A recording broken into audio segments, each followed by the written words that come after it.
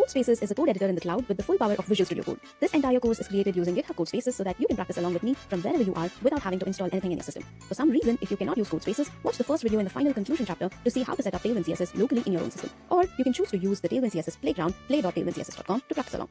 Now to get started with CodeSpaces, you can create a CodeSpace directly from this course interface, or you can go to the repository right here and click on the drop down that says code, create a new CodeSpace by clicking on the plus icon. Wait until all the setup is complete and you see this README file.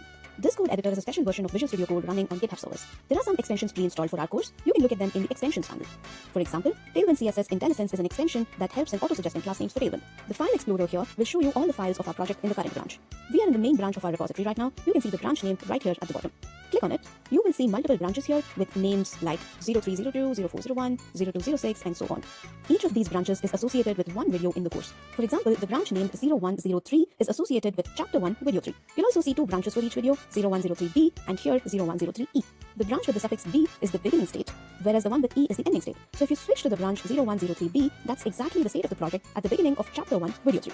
And 0103E is the state at the end of the same video. So while coding along for each video, you need to switch to the corresponding branch and continue from there.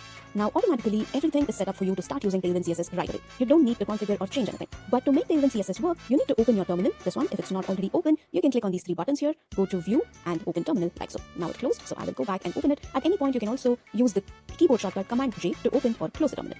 Now here, you need to execute the command npm run dev. You will understand what this does later, but in order for you to be able to see the latest changes, latest styles applied to your webpage, this needs to keep running. So keep it running, you can close the terminal and continue to work. So let's say we have this file in the folder 01, typographycolors.html open, and let's say we are working with this. To be able to see what this looks like in the browser, you can right click and click on Open with Live Server.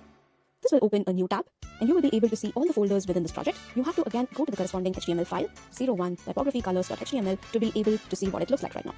During the course, I will keep this window to the right and the code editor to the left so that I will be able to code along and simultaneously look at the changes right here. Now there's one last thing to note. Whenever you make some changes in your code space and then try to switch to another branch, you might get an alert saying your local changes would be overwritten by checkout. If you see that alert, click on Migrate Changes and hit Enter. If you see that there are merge conflicts, open the files that seem to have a conflict and retain either your changes or mine, and then you can continue. Let's go ahead.